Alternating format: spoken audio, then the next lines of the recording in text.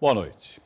O maior incêndio em área industrial da história do Brasil continua em Santos. As chamas continuam na empresa Ultracargo. O fogo está prejudicando e muito as operações no porto. Além de 5 berços impedidos de receber navios, o modal rodoviário também sofre com as restrições de acesso. O presidente do Sindicato das Transportadoras criticou hoje a forma como as autoridades estão conduzindo os problemas logísticos.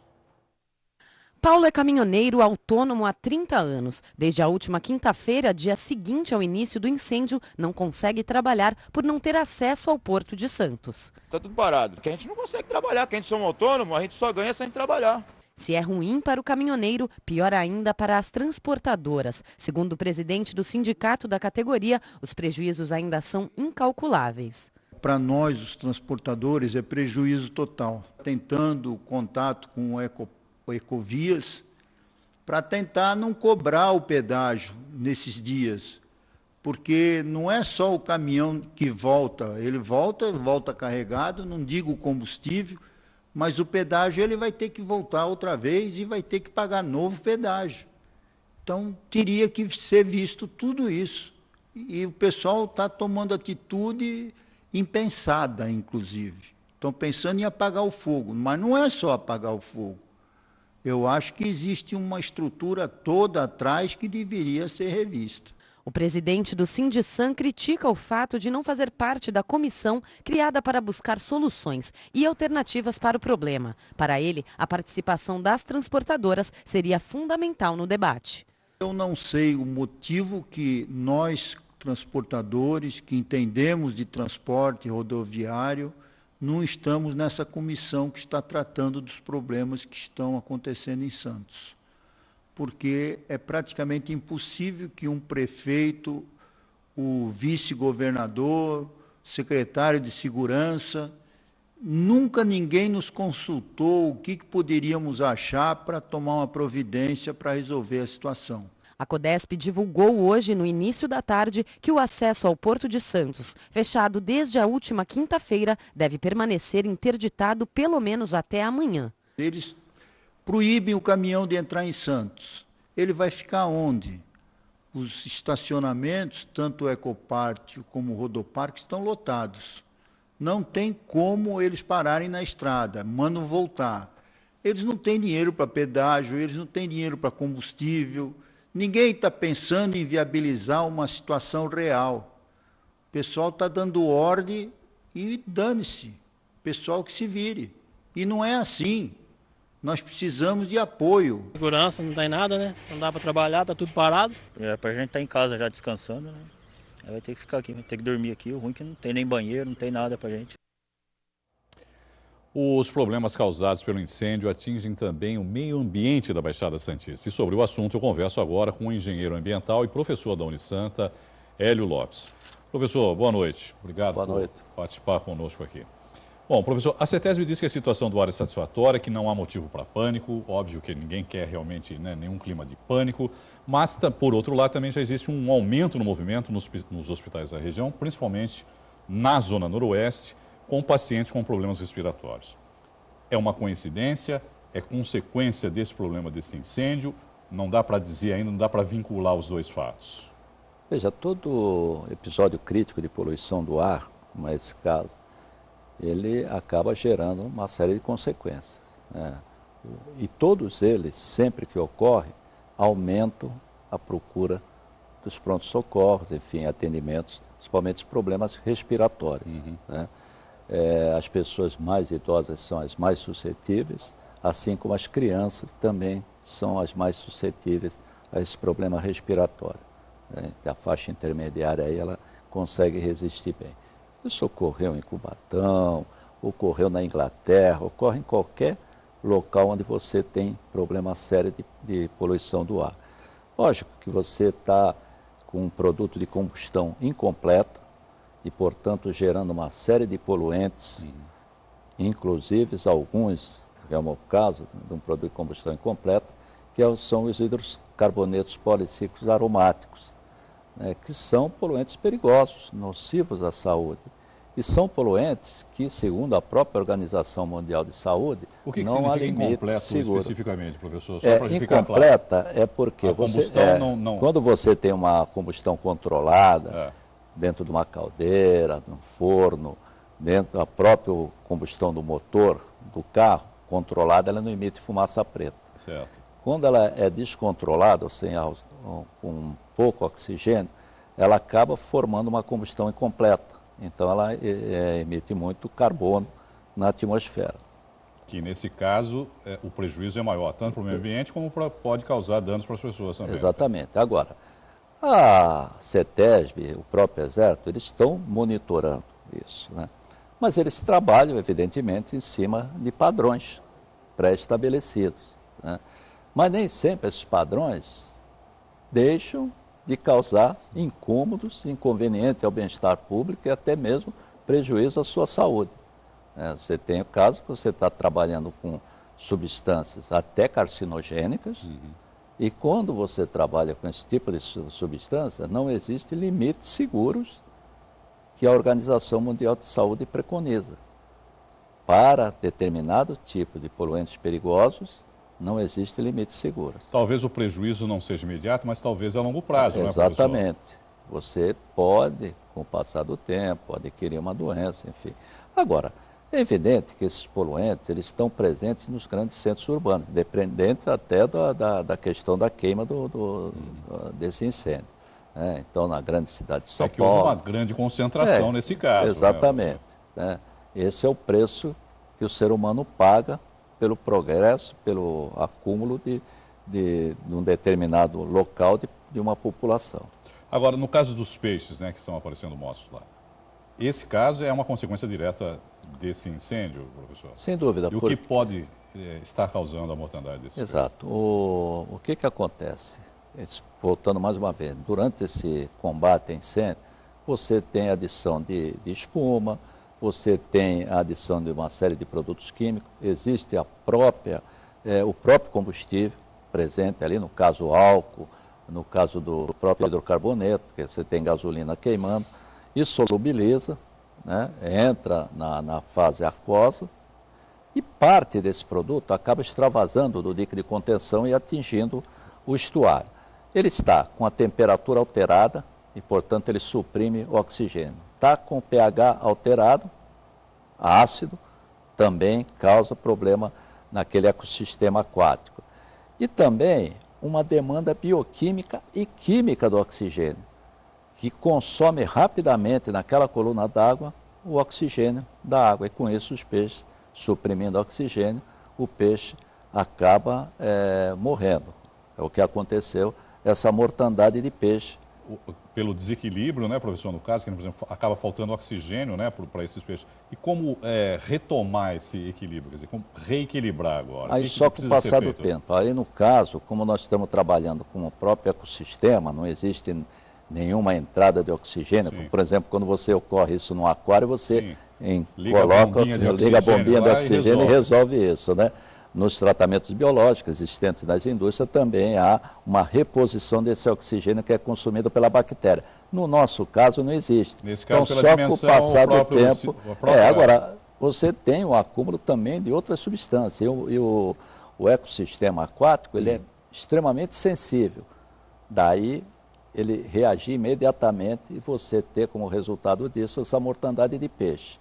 Agora, você fez uma outra pergunta, como as pessoas, eu acho que identificar isso, o consumidor desse peixe, eu acredito que ele pode, como é que ele vai saber se esse peixe é produto daquilo? Muita gente pode estar vendendo, e pode estar vendendo, inclusive. Exatamente. Então, uma boa dica é que ele observe se o peixe encontra-se com manchas roxas, porque tudo aquele ser que morre por falta de oxigênio, ele fica roxeado. Então, no corpo do peixe vão aparecer algumas manchas e isso dá para identificar que veio daquele local onde houve aquele impacto. E esses problemas que teve aí de vazamento, por exemplo, em consequência do combate ao próprio incêndio, pode causar problemas para o solo também, professor? Sem dúvida. Do próprio estuário, inclusive? Quer dizer, esses elementos químicos podem ficar depositados lá no solo do estuário? Ele atinge a todos os compartimentos ambientais. Ele causa poluição do ar, de mangue, da água, do solo. Ele é um elemento persistente, ele fica aí por um bom tempo nos mangues, mas sobretudo no solo ocorre uma infiltração, e isso vai obrigar inclusive as autoridades, após a passagem desse evento, exigir o estudo hidrogeoquímico completo, não só do solo, como das águas subterrâneas. Bom, existe um controle, né, da poluição no ar, o senhor falou, né, professor, a CETED? O monitoramento. O monitoramento, né? E o próprio Exército também, né, está fazendo um monitoramento o específico. Exército... Agora, dá para fazer uma comparação do nível de poluentes, por exemplo, de como estava antes e de como está agora? Até dá. Depende dos parâmetros. Mas esses fatos estão sendo divulgados ou não? Essa comparação está sendo divulgada? A CETESB, em determinados locais, ela tem um histórico. Por exemplo, vamos pegar esse poluente, ele está atingindo dimensões intermunicipais, né? Ele está atingindo Cubatão, atinge Guarujá, Bertioga, ele fica aí ao sabor do vento e vai, exatamente, lógico, mais diluído, mas acaba atingindo. Então, onde existem estações fixas de poluição do ar, como Cubatão existem 3, Santos também acho que são 2 estações, você tem um histórico, pelo menos aqui, de material particulado. Precisa ver o que se está medindo. A CETESB, quando ela se reporta, ela reporta a questão do material particulado na atmosfera. Que o padrão... E é a maior preocupação, no caso, professor? Esse material particulado? É a maior preocupação, mas até porque ele está associado a outros elementos. Por exemplo, o benzoapireno, ele está na forma gasosa, mas ele está na forma de particulado. Ele faz parte da fuligem. Então... essas partículas são partículas pequenas, a CETESB ela vai medir abaixo de 10 micras. Por que ela mede abaixo de 10 micras? Porque são partículas de interesse da saúde pública. Que podem ser inalados. Elas são inaladas e atingem a parte mais profunda do nosso organismo. E com isso você tem prejuízo. Se for partículas em torno de 2,5, de meia micra, ela entra na corrente sanguínea, inclusive.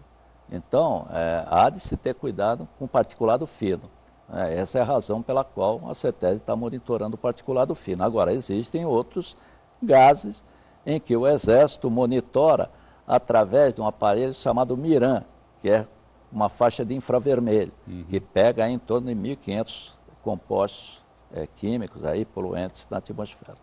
Agradecer aqui o engenheiro ambiental, professor Doni Santa, Hélio Lopes. Professor, obrigado, mais uma vez, por participar conosco dessa entrevista. Uma boa noite para o senhor. Boa noite, eu que agradeço. Depois do intervalo, foi condenado em São Vicente o homem que matou a namorada queimada em 2010. E em Guarujá, a polícia prende quadrilha especializada em roubo à residência. Nós voltamos já. O maior incêndio em área industrial da história do Brasil continua em Santos. As chamas continuam na empresa Ultracargo. E o repórter Felipe Gongola esteve agora há pouco no local e atualiza as informações. Boa noite, Felipe.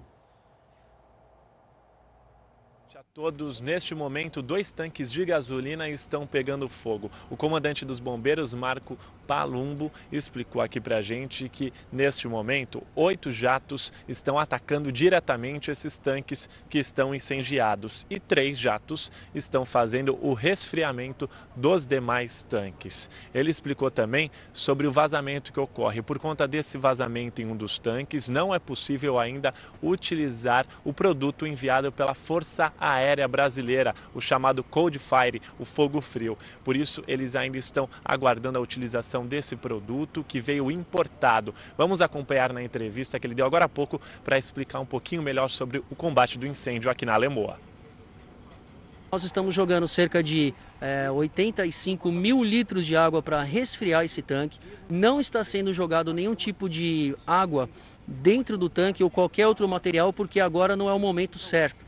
A gente não quer que esse material ele seja desperdiçado. Esse material é um material muito importante para que a gente possa fazer o emprego primeiro de uma espuma especial para apagar o fogo e depois uma segunda espuma para fazer uma camada protetora para que ele não volte. A Força Aérea Brasileira ajudou com material. Que tipo de material é esse? Como ele está sendo utilizado? Ainda não? Nós recebemos um material na madrugada que a Força Aérea Brasileira foi buscar e trouxe para a gente do aeroporto para cá.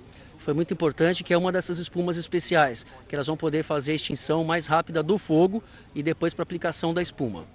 Há previsão de utilizar esse material porque, por conta dos vazamentos? O que acontece? Bom, há previsão da gente fazer o uso do material para apagar o fogo depois que a gente conseguir cumprir manter ali bloqueado os vazamentos, então a gente vai tentar acabar com o vazamento no tanque e também no duto dentro do dique. Aconteceu essa manobra, aí a gente fica apto a usar os novos equipamentos e materiais para apagar o fogo, porque a gente acredita que depois não teremos mais uma reignição do fogo, principalmente na parte do topo e também muito perigoso na parte dos diques. Já é possível prever quando esse incêndio pode acabar ou ainda não? Olha, não temos ainda a previsão, tendo em vista que o que vai depender agora vai ser a evolução, principalmente desse bloqueio do vazamento. Se a gente conseguir fazer o bloqueio do vazamento e também o bloqueio, conter o vazamento do dique, que é um cano que está saindo bastante combustível, aí a gente consegue analisar a possibilidade de fazer o combate para apagar o incêndio e depois vão ter ainda muito trabalho para resfriar o tanque. A gente estima que lá dentro tem aproximadamente 200 graus de temperatura. E hoje, representantes do Ministério da Pesca realizaram análises nos rios de Cubatão sobre a mortandade dos peixes. Amanhã de manhã haverá uma reunião na Prefeitura de Cubatão para mostrar esses resultados. Outra informação importante é que a Secretaria de Meio Ambiente de Santos suspendeu a coleta seletiva. Isso porque o galpão da Prodesão, onde é feita a triagem dos resíduos recicláveis, fica aqui próximo ao porto e os acessos estão interditados. Por isso, a Prefeitura pede à população para guardar em casa esses resíduos recicláveis até que a situação se normalize. Durante 2 dias, então, não haverá essa coleta. Eu volto com você, Irineu. Ok, Felipe, obrigado pelas informações. Em São Vicente foi realizado hoje o julgamento de Fagner dos Santos. Ele é acusado de ter assassinado a mulher Sheila Turizani em 2010. 4 anos depois do assassinato de Sheila Turizani, familiares e amigos ainda esperam uma decisão da Justiça. Nós temos fé em Deus, primeiramente, né, e fé na Justiça, no juiz, no promotor e o nosso advogado aí, que ele vai pagar pelo crime dele. É isso que nós esperamos. O relacionamento entre Sheila e Fagner teria durado apenas 3 meses, mas o perfil ciumento do jovem, na época com 20 anos, assustava os familiares. Segundo a família, Fagner não aceitou o fim do namoro. No dia 24 de outubro de 2010, ele teria visitado a vítima com a justificativa de que gostaria de conversar sobre a relação. Mas ainda segundo a família, ele trancou a jovem dentro de casa e ateou fogo na residência. Ele premeditou tudo, foi até um comércio que tem próximo da casa da minha sogra, mandou um amigo dele comprar o álcool, escondeu na frente da casa da minha cunhada e aguardou um momento para chegar e entrar, que foi no domingo de manhã, passou a noite com ela, entrou de manhã e ateou fogo nela, jogou o álcool e ateou fogo. Toda a acusação se baseia em testemunhas não presenciais, ou seja, alguém ouviu alguma coisa, alguém soube que alguém falou alguma coisa. Porque os laudos que estão juntados ao processo, eles por si só dizem que não houve nenhum incêndio criminoso e que ela não foi espancada, como foi dito, e que, na verdade, o que houve foi um incêndio na residência e ela, por estar alcoolizada, muito alcoolizada, não teve condições de levantar a tempo antes que o fogo levasse a óbito. Parentes do acusado também estiveram presentes no fórum. A defesa afirma que Fagner nunca teve problemas com a justiça e alega inocência. Ele nunca foi acusado de qualquer outra coisa semelhante. Todas as acusações que partem da família da vítima. O que nós esperamos mesmo é que ao final ele seja absolvido, porque realmente nós temos plena convicção da sua inocência. O julgamento terminou agora há pouco. Fagner foi condenado a 15 anos de prisão. Polícia prende quadrilha especializada em roubo de residências em Guarujá. Os marginais foram presos no início da noite de ontem no Jardim Virgínia. Os bandidos estavam se preparando para roubar uma casa quando foram abordados por policiais civis à paisana dentro deste carro. Os agentes já estavam investigando o grupo. Eles tentaram fugir e reagiram. Houve troca de tiros. Daniel de Oliveira da Silva, de 23 anos. Caio Henrique Martins, de 27. Daniel dos Santos, de 20, e Sidney Leone de Freitas, de 23, foram presos em flagrante. Durante a captura dos suspeitos, foi encontrado em poder deles um controle de portão, um portão automático. Os policiais realizaram diligências no local onde teve início a abordagem e lá localizaram o imóvel no qual seria o palco da ação criminosa da quadrilha. Ive Moreira de Souza, de 27 anos, namorada de um dos marginais presos, seria peça fundamental no roubo. Ela era ex-funcionária da família, que seria alvo dos bandidos. Lá residia um casal, 3 crianças, uma delas criança de colo ainda, com apenas 6 meses.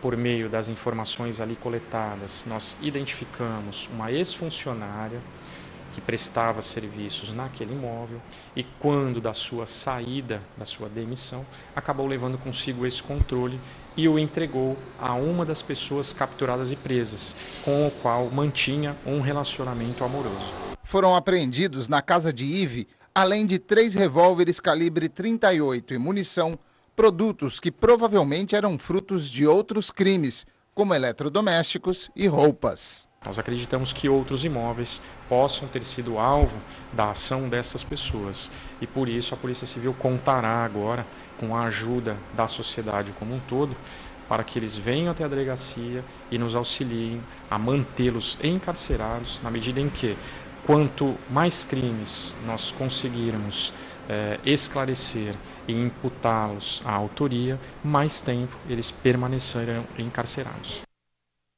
E 2 marginais aproveitaram o final da manhã de ontem para assaltar um posto de gasolina na Vila Santo Antônio, em Guarujá. Amados, os bandidos renderam o dono do estabelecimento, funcionários e clientes e roubaram cerca de R$30 mil. O carro do comerciante, um telefone celular e uma aliança de ouro. Na fuga, a dupla foi localizada por uma viatura da Guarda Municipal na esquina da Avenida Santos Dumont com a Alameda das Margaridas. Armados com pistolas, os bandidos efetuaram inúmeros disparos contra a corporação. Após despistar os guardas, os assaltantes abandonaram o veículo roubado no Jardim Primavera e não foram mais vistos. O carro foi devolvido à vítima. Na delegacia, o comerciante afirmou que em dezembro do ano passado foi vítima de 2 tentativas de assalto, mas não soube se o crime teria sido cometido pelos mesmos marginais. Ainda em Guarujá, a Polícia Civil realizou hoje uma perícia para descobrir a causa do incêndio que atingiu 11 quiosques na Praia da Enseada. O prejuízo dos quiosqueiros ainda não foi estimado pela Prefeitura. O recolhimento do entulho da praia deve ser concluído até amanhã. Representantes da Associação da Orla vão se reunir nesta quarta-feira à tarde com a administração municipal para buscar algum tipo de subvenção. As causas do incêndio ainda não foram esclarecidas. Com o objetivo de agilizar a fluidez no trânsito em Santos, a CET mudou a partir de hoje as regras de estacionamento na Avenida Conselheiro Nébias, na altura do Boqueirão. No sentido Praia Centro, o estacionamento na avenida está proibido entre 7 e 11 da manhã. A regra vale entre as ruas Amilcar Mendes Gonçalves e Bittencourt. Já no sentido inverso, a proibição é entre meio-dia e 8 da noite, entre as ruas Borges e Governador Pedro de Toledo. As mudanças valem de segunda a sexta-feira. Ainda não há previsão para o início de multas. Inicialmente, a CET está apenas notificando os motoristas sobre a mudança. Quem parou o carro na via durante o período da proibição encontrou um informativo como este explicando a novidade. Para os motoristas, a nova medida tem aspectos positivos e também negativos. Para o trânsito é bom, que a gente que fica o dia todo no trânsito, ele está muito congestionado, né? Mas por outro lado, a vaga para estacionar complica, né? Dá mais fluidez no tráfego, né? Estacionamento para você pagar na Conselheira é meio complicado. A restrição já foi adotada no ano passado em outra via da cidade. Segundo a CET, na Avenida Washington Luiz, a fluidez do trânsito nos horários de proibição melhorou em 36% desde que a medida foi implantada. Natação. A Unisanta ganhou hoje mais uma medalha de ouro no troféu Maria Lenk. A argentina Julian Sebastian ficou em primeiro lugar nos 200 metros peito. Foi a 4ª medalha da equipe no Campeonato Brasileiro. No Santa Portal você encontra outras informações sobre a competição. A edição de hoje termina aqui. Obrigado pela companhia, uma boa noite para você e até amanhã. Tchau.